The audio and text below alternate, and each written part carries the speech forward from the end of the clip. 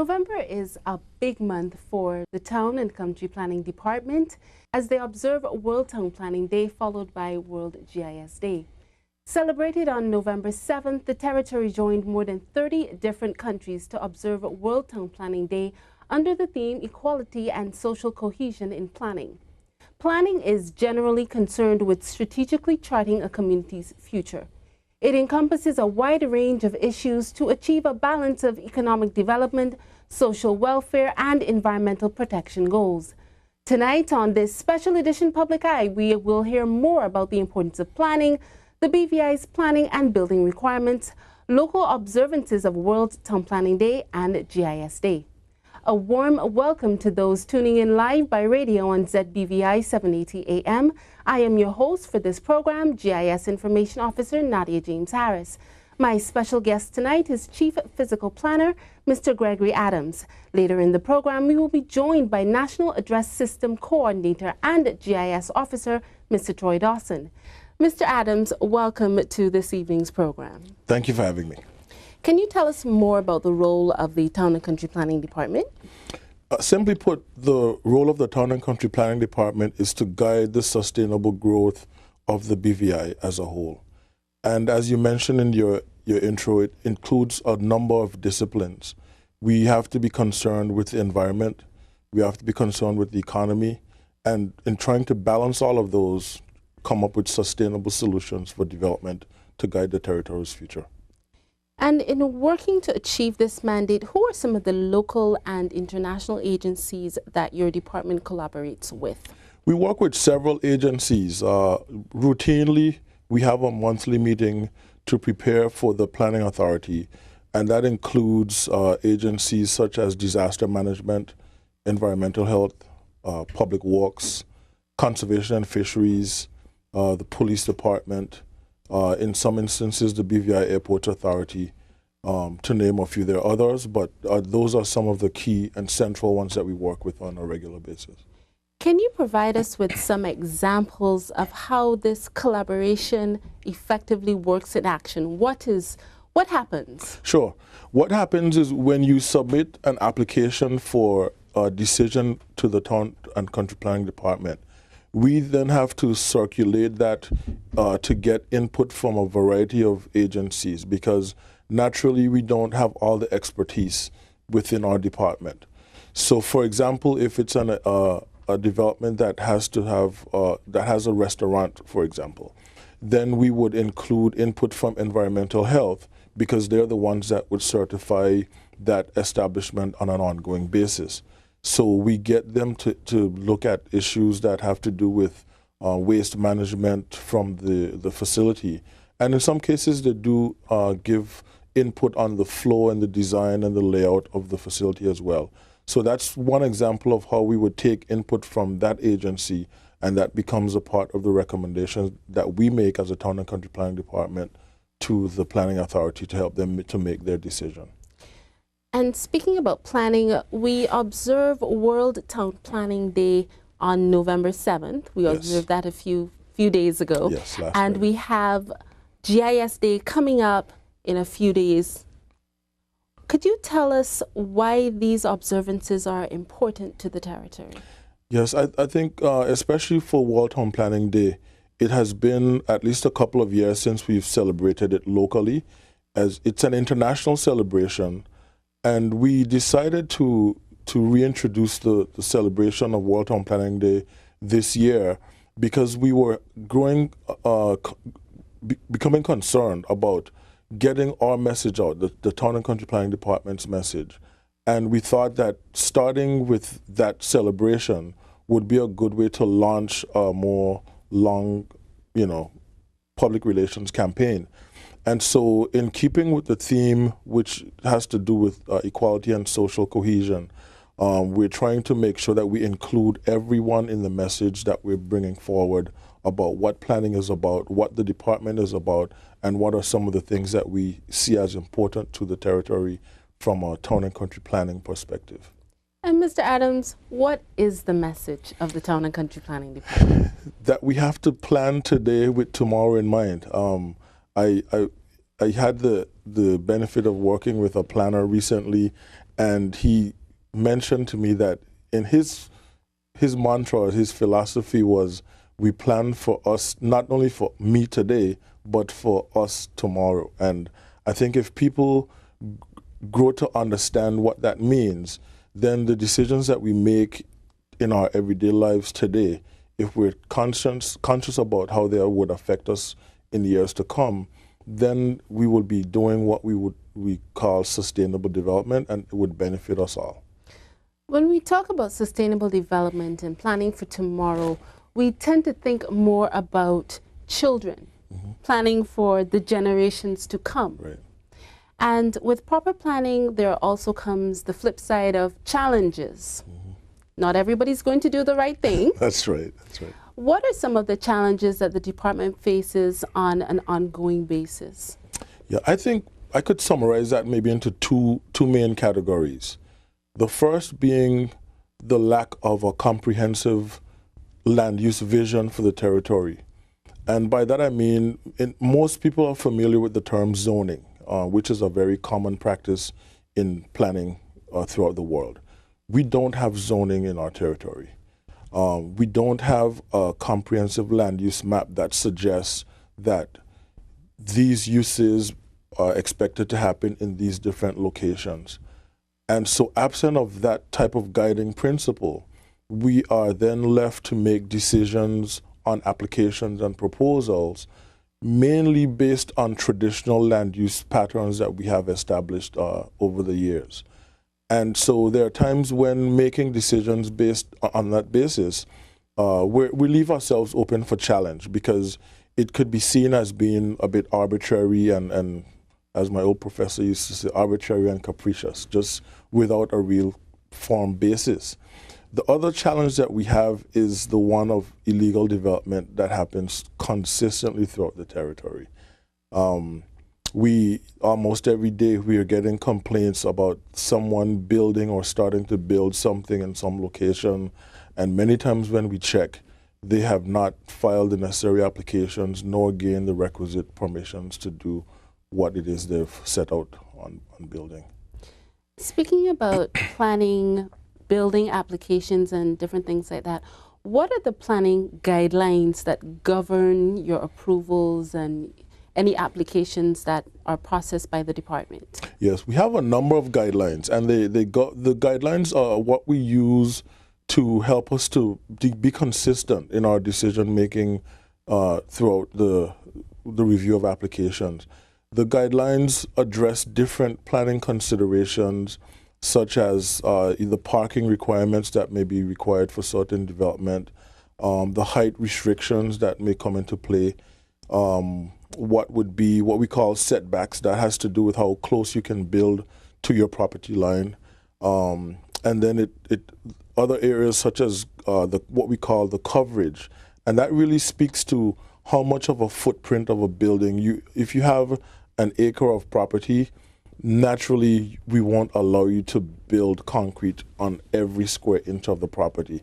So there's a guideline that helps us to determine what percentage of the site you can cover with built stuff and how much of it has to remain green and natural. Where can copies of these guidelines be obtained? We have copies of the guidelines in our department available for collection, and we had them on the website. Unfortunately, it's been down for some time, but they will be available on the website for people to peruse and download them at some point in the near future. Mr. Adams, we talked earlier in the program about collaboration. What are some of the other agencies in terms of approving plans?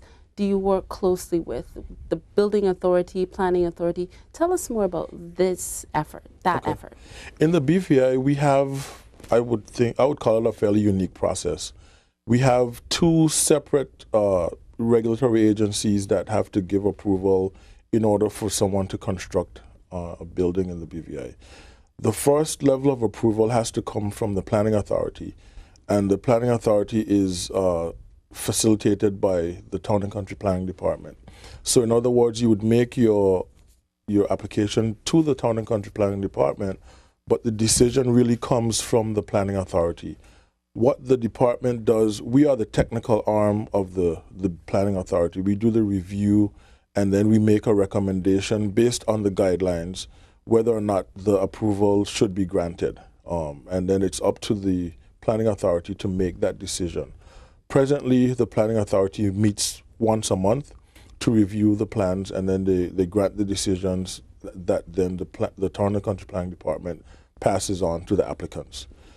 The second layer of approvals will come from the building authority.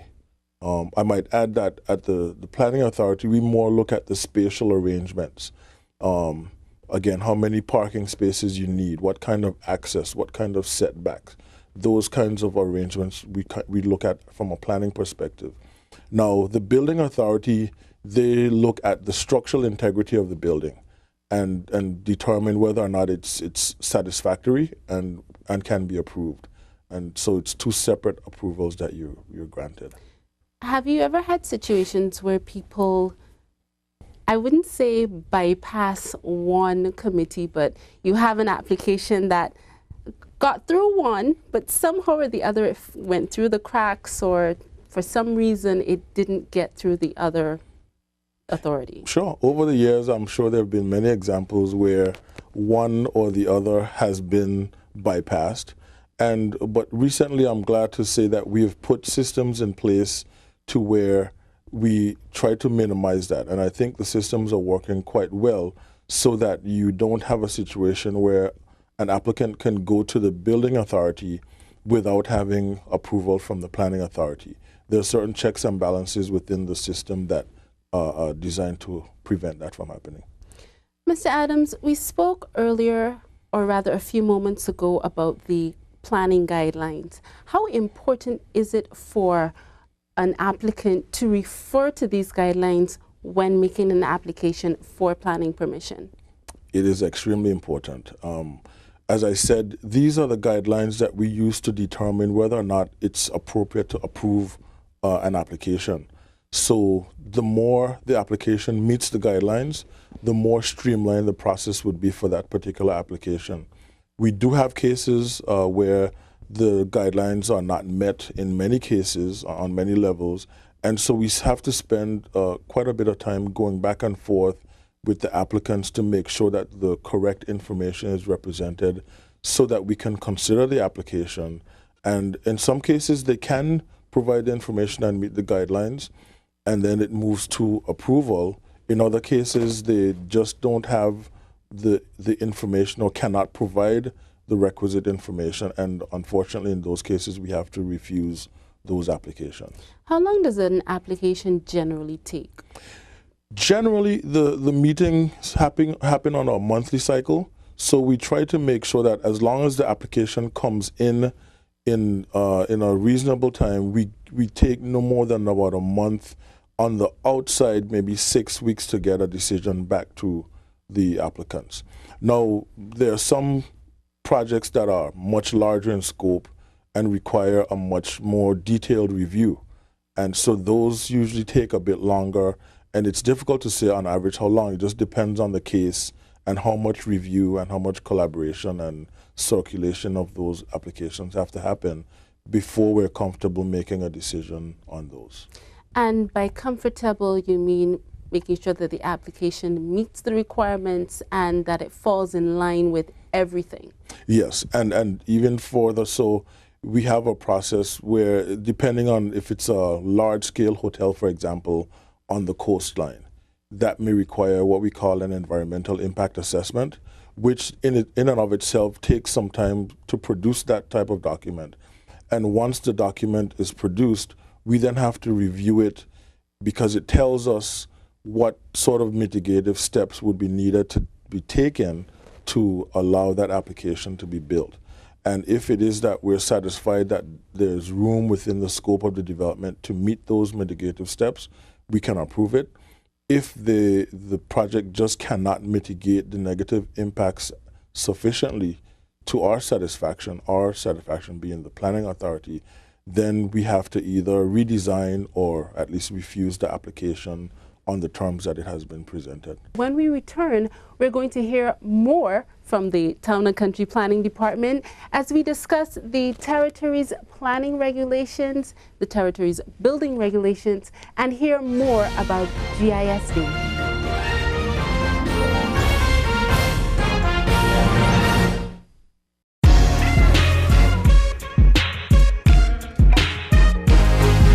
Improper placement can be a traffic obstruction as it may be distracting to drivers. Please be compliant with our planning laws and apply to the Town and Country Planning Department prior to erecting any advertisement sign or banner. Call us at 468-2158. This message was brought to you by the Department of Information and Public Relations and this nation. The Government of the Virgin Islands, through the Facilities Management Unit, is implementing an identification card system and a dress code policy. All visitors and employees entering the Central Administration Complex must present a valid government-issued ID card to the security officer at the help desk. This would be in the form of a driver's license or a passport. Government employees are required to present their government ID badge in order to gain access to the Central Administration Complex. Employees without their ID would have to present a valid government-issued ID, that is, a driver's license or passport, or would have to seek access through their supervisor or department head. Visitors are required to leave their ID with the security officer when entering the building, and in turn will be issued a visitor's badge prior to visiting any department or ministry. Once the individual has completed their visit, they would return the visitor's badge to the security officer and their personal ID would be returned to them. The suggested attire is business or business casual. Examples of unacceptable attire are spaghetti straps, tank tops, sheer mesh or transparent clothing, shorts above the knee, mini skirts, flip-flops or slippers, sagging pants, or any clothing that may convey messages which express hate, racial slurs, or sexual harassment. Exceptions will be made for persons with disabilities or to accommodate religious beliefs. Persons without a valid identification card and/or dressed inappropriately will not be granted access to the building. This message was brought to you by the Facilities Management Unit.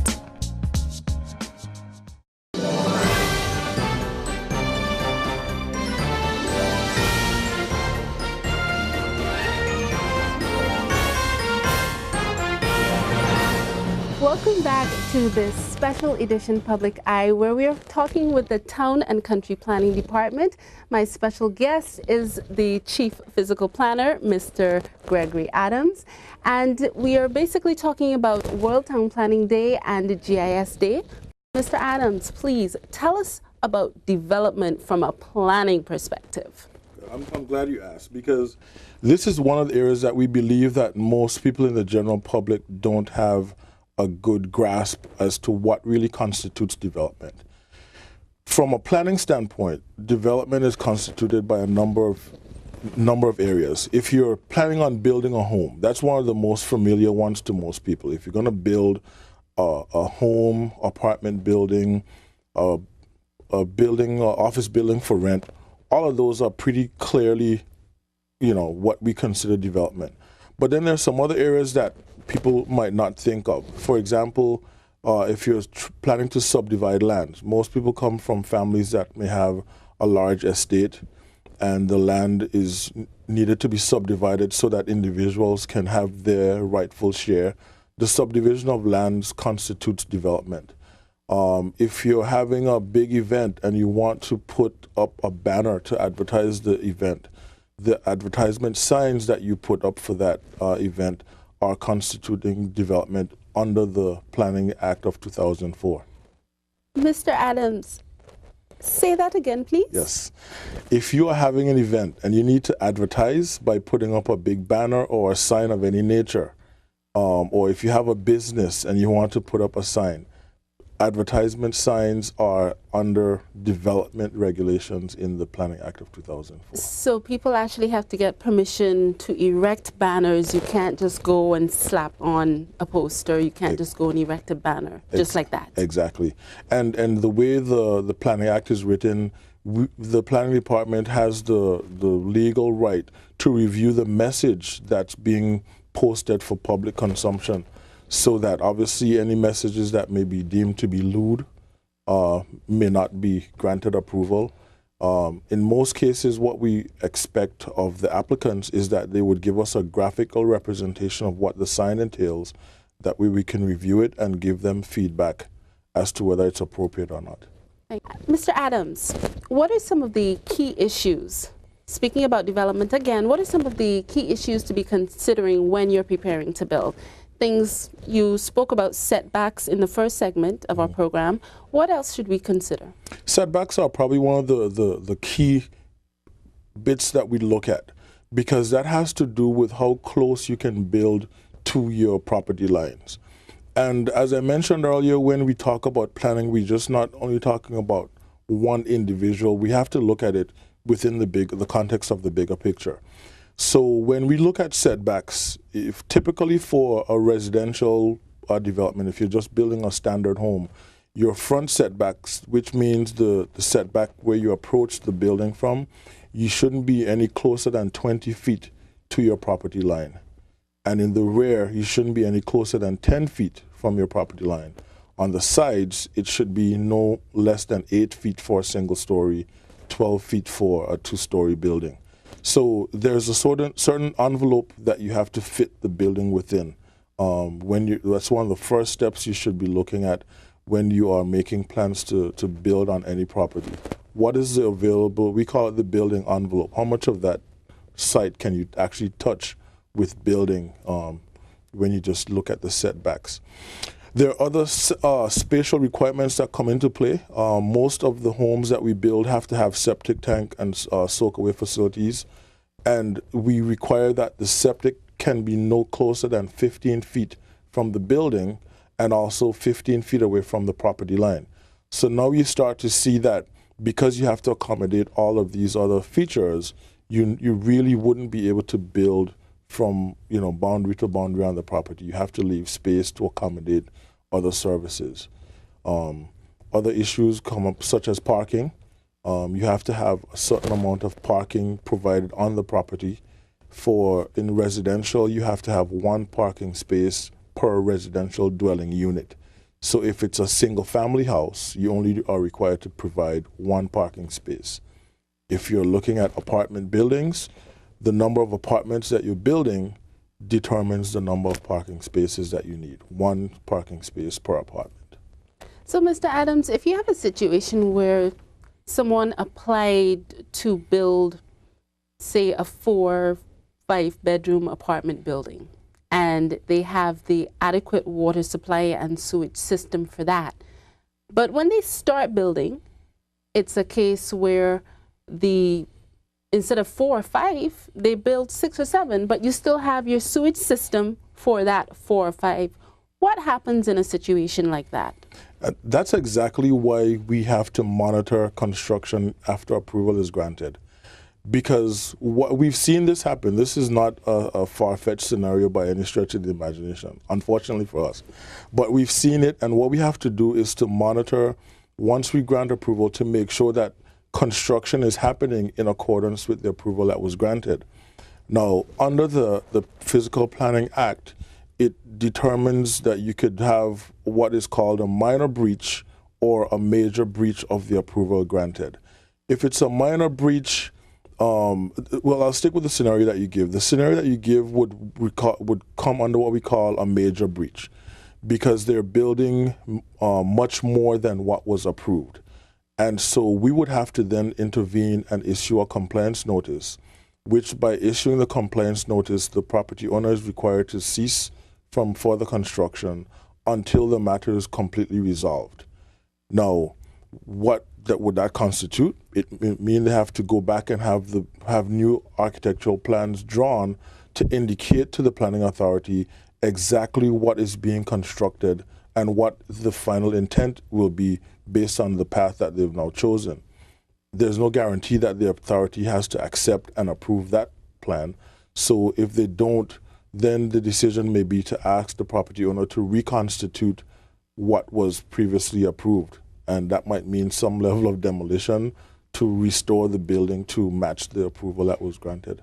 That is my next question. If you've ever been faced with situations where persons who have applied, they've been approved, but they went ahead, they did their own thing, you've issued your order, do they cooperate? Do they come with any rationale for why they cannot go back to the original structure? Do you have to demolish any part of the building? What happens in situations like that? We get quite a mixed bag. In some cases, people are very adamant that they need to continue on the path that they've diverted to.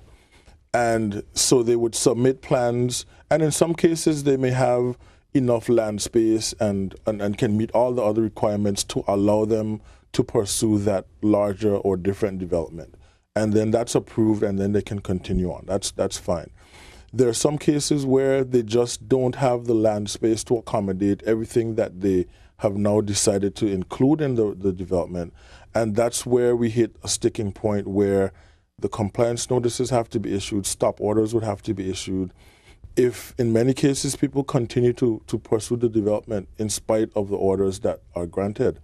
And I would like to take this opportunity to mention to folks that one of the things that we do when we issue a notice is that it is also issued to, we copy several agencies, the police, the courts, AG's chambers, as well as land registry. And many people don't realize that when the planning authority issues any sort of compliance notice, it is then added to the land register for that property. So that if you approach the bank to make any sort of financial arrangements with that property, there's a caution on the property that says to the banks, hey, there's a problem here that you need to resolve before we could entertain any financial arrangements on this property. So it's something that the public needs to be aware of. Is there a process by which a person can lodge a complaint against an approval or a proposed public building in their area? Sure. This comes under two categories. One, when we have proposals that are presented to the planning authority, in some cases, we require that these are sent to the newspapers for public notification. If it's a use that does not fit within the traditional land use patterns that I spoke about earlier, usually if it's some sort of commercial activity that is within a certain proximity of residential, we would ask that the applicant put it in the newspaper, have it advertised for 2 or 3 weeks, which would give the public a notice of intent to develop, and then invite comments, and the public can then come in and inspect the proposal at the Town and Country Planning Department, and then make their comments known to the planning authority through that vehicle. Now, we also have another one that we use for other developments where the planning authority would call for a public hearing, which would then call that particular proposal into a forum in a public place in a live public town hall meeting where people can come up and make their comments known as well. Mr. Adams, what type of information should be submitted with each type of application? For development applications, which would be intent to develop buildings, you need a full set of plans, which include location plans so that we can identify exactly where the property is in the territory, a site plan, floor plans, sections, and elevations. Give that to us again. You need a location plan, which tells us where you're located in a cadastral system. The site plan, which really tells us how you intend to develop the site, where your parking is located. That's where we get to see what your setbacks are, how close you're building to your boundaries, the placement of your septic and other services. And then we go into the typical architectural drawings, which are the floor plans. If you have multiple floors, we need a floor plan for each floor. Your elevations, which show us what the building looks like from the exterior, and the sections, which show us how the building looks from an interior perspective, so we get a sense of what the floor-to-ceiling heights are in the building. Mr. Adams, my last question before we go to our next commercial break. What is the time span to start building once approval has been granted? What is the time span? You know, sometimes you get permission to do things and then you have a 6-month or a 3-week or a 1-month time span. What's the time span with the Town and Country Planning Department? Well, we give people up to 3 years to complete construction. After the from time you get your approval, you have 3 years to complete the construction.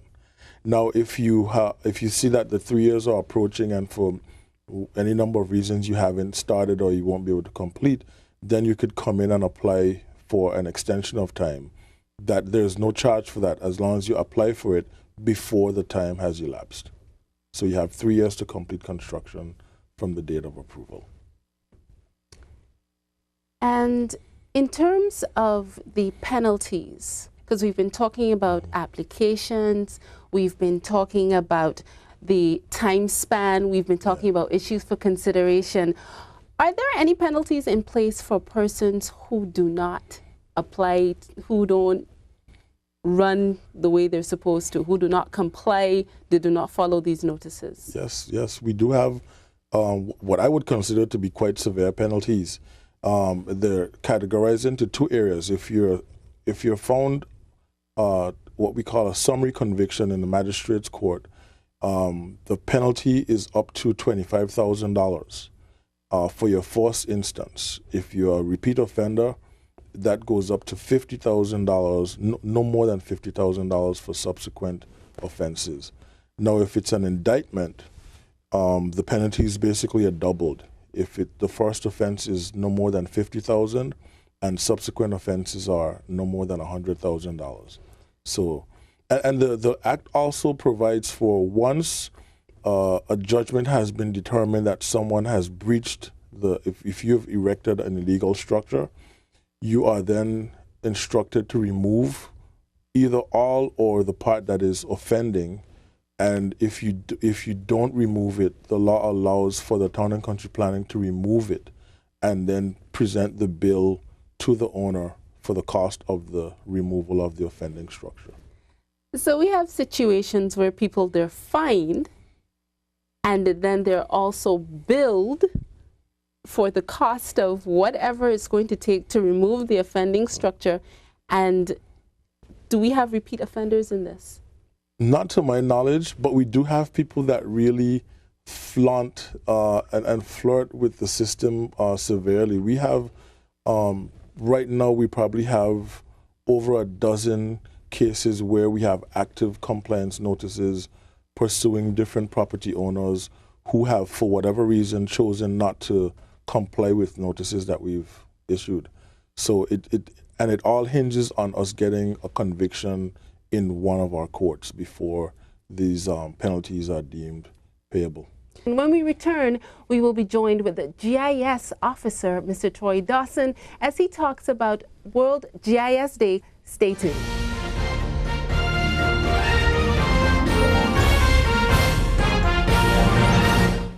Did you know that the placement of advertising signs and banners are considered to be development? Well, it is, according to the Physical Planning Act. Persons wishing to place banners, signs, and other advertisements within the confines of the city, which extends from Slaney in the west to Jean Hill in the east, must submit an application to the Town and Country Planning Department. The application should include documents and relevant permission from the property owner, a graphic representation of the sign, and a fee of $2 per square foot. Signs that are explicit will not be approved. Signs on private land that can be viewed from any public road or space should also be brought to the attention of the Planning Department. Do the right thing. A message from the Town and Country Planning Department and the Office of the City Manager.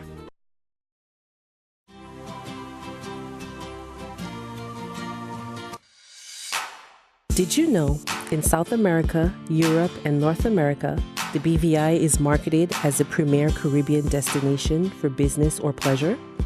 This is thanks to travel agent familiarization trips and overseas marketing campaigns such as Girls Night Out, Just For You, and Chill at 85 Degrees.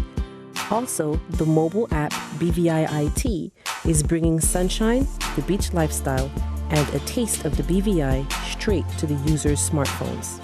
The government of the Virgin Islands, moving the territory towards stability and growth.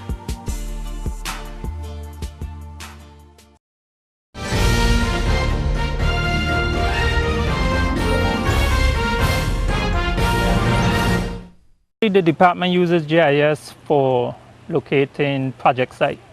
Gone are the days where you would have to give instructions such as the big coconut tree by the corner and then take tree left and so forth. So once we have the block and parcel information, we could identify the location exactly.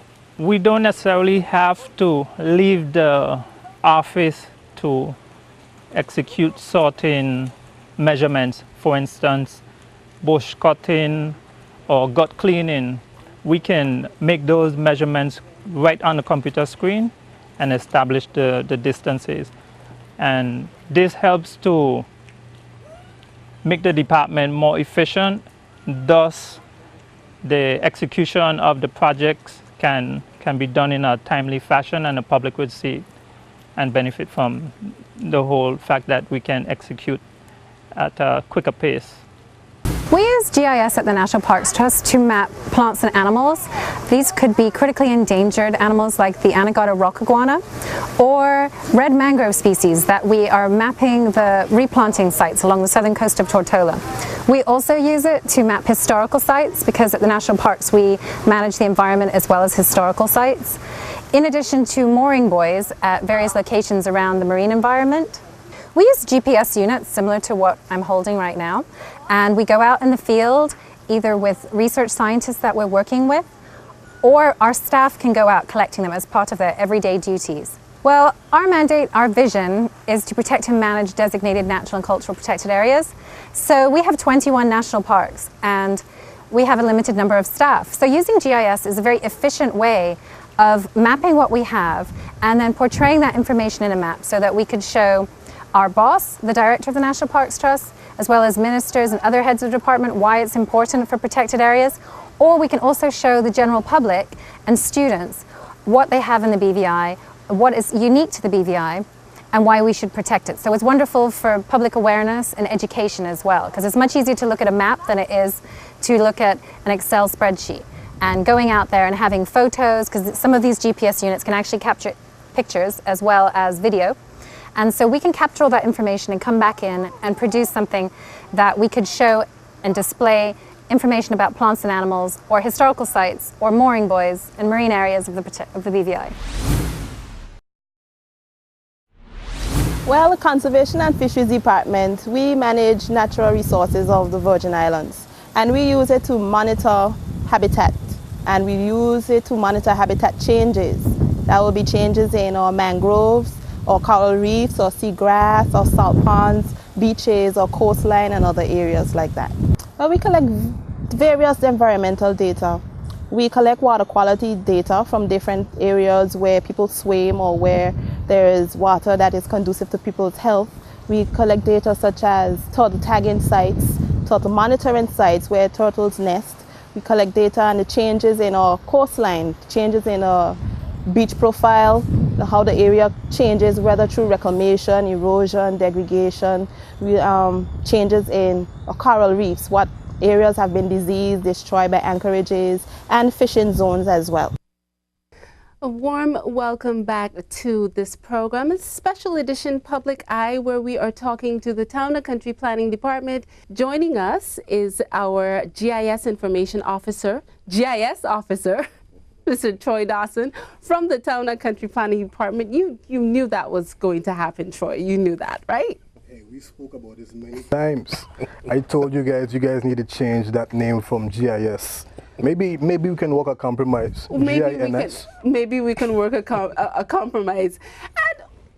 And the mistake was just made. What does the acronym mean? Tell us what GIS means. GIS is an acronym for, when I say GIS is, and I stress on is, the acronym for Geographic Information Systems. Geographic Information System. And this system is often used by planners and engineers. What is the function of a GIS system? Well, there are many functions for the GIS. Some of the main functions are to have data capture. data processing, and data analysis. Now, the engineers and planners, they use the GIS for many reasons. For instance, I can think off the top, I can think about the soil testing. Soil testing, you would have to have a system of GIS where you have a number of layers. For instance, you may have your borehole machines in there to go down to dig to the bottom of the road to see what type of soil you have there. If you have GIS data, you'll be able to know that you have maybe limes data on there. You have the underground electrical lines. You have whatever type of utility underground linings or facilities under there. The GIS is a layer-based system, so it can tell you exactly where you need to dig, how deep you need to dig, and that type of information. What is the importance of a GIS system to an application for planning? How does the marriage between those two work? See, one of the main things we look at are building constructions, right? When we have a system of GIS, we have a system where we have points, lines, and polygons. We have building representations. So every building in a territory is actually represented by a polygon. So we can be able to look at our system and see, okay, well, these are the types of buildings that we have in the territory. We have residential, we have commercial, we have industrial, we have whatever type of usage we have. We can look at the system and see, okay, these are the major types of developments in this area. Perhaps placing this type of development in there may be the wrong idea. So it's a system to assist. It's a tool that you use to be able to make decisions. When was the first GIS Day observed in the BVI? The first GIS Day was observed in 1999. Actually, GIS is actually an internationally accepted day of celebration. The first GIS Day was actually acknowledged in the BVI in around 2003, right? So this is actually, internationally, this is actually the 15th anniversary of GIS. The 15th anniversary of GIS Day. Mr. Dawson, why is it important that we observe this day?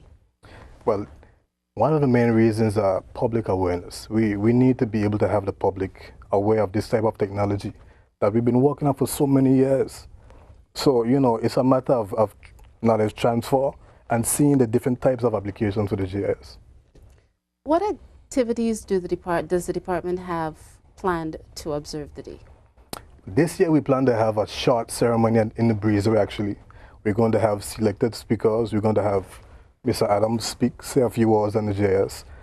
We have quite a few speakers, and they'll mainly be speaking about the importance of GIS and how the different means of applying the different GIS ways. The government is also working on a very, very exciting project. Tell us more about that. I'm not going to spill the beans. I want you to tell me. Yeah, that could be. We're working on this project called the National Addressing System. Yes. Right? What the National Addressing System is, it's actually an initiative to have every building be given an address. So rather than having a situation where you have your mail coming, your mail going straight to the post box. You have an address now. So you can probably change up that sequence and have your mail delivered to you, that type of thing. Where are we? We have some challenges right now. We have had. I guess he's pausing for me to answer or to jump in. We have begun the process, and we have started by creating a policy which was approved by Cabinet. And so the next step now is to get the policy really vetted and by the AG's chambers, and then we'll be making steps to implement. Hopefully what we would look at is a pilot area in the Rotown area. And it really would entail two things. We have to get first all the street names in the area ratified. And the policy is suggesting that we create a national committee as well as a local area committee. The local area committee would suggest the names and the national committee would ratify them. And the policy gives a number of areas of criteria that will be used to determine what are appropriate and not appropriate for names. And so once we do that, it's really a desktop exercise to be using the GIS as a tool to give each building an address at that point once we have the street names ratified. How do the sister islands fall into your plans for a national addressing system? All the islands would be addressed. Yes, it's a territory-wide exercise. So everybody with a building, a residential building, commercial building, whatever type of building that you have, they will be given an address. When are we going to start?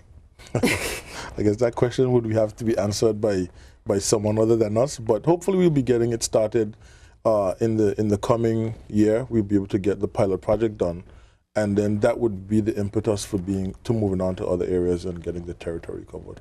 Mr. Dawson, I'm coming back to you. GIS. What do you have in your hand? I see that you bought something with you onto the set. Tell us about that. This device is actually called a GPS unit, a global positioning unit.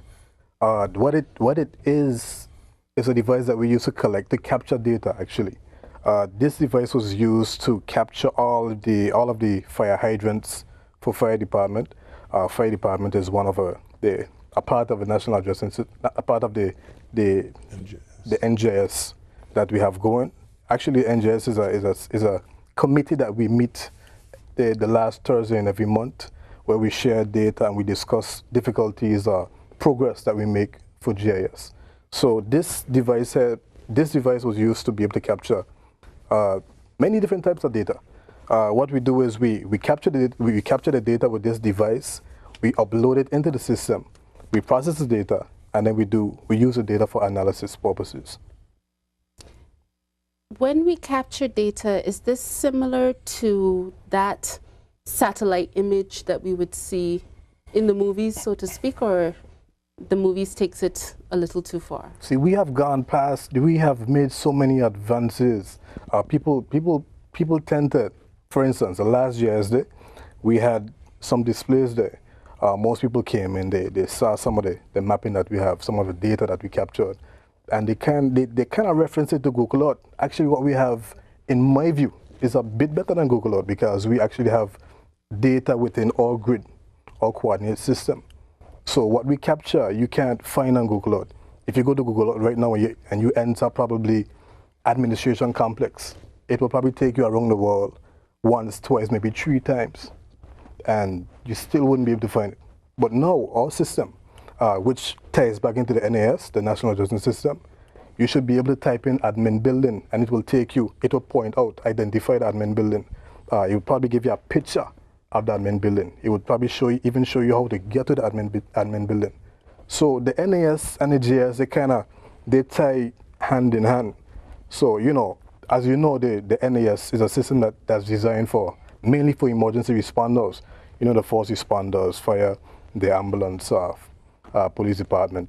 They need to know where to find you. And with the addressing in place, it's no more a system of having fuzzy directions, meet me by the Taman tree behind the old house, between the new house, that kind of information. You're actually getting addresses, so they will find you straight to your doorstep. Mr. Dawson, Mr. Adams, planning the National Addressing System, GIS, 3 concepts that they work together for the environmental and social well-being of the territory. Bring it home for us. How do these 3 concepts, how do these 3 things really help us in the territory? I think the best way I could sum it up would be to speak to it in terms of quality of life. I know that many people that live in the BVI have either traveled or lived in other places other than the BVI. And so a lot of the concepts that we speak about, having addresses, having proper planning, proper roads, and things of that nature are familiar to them, if even only on that level.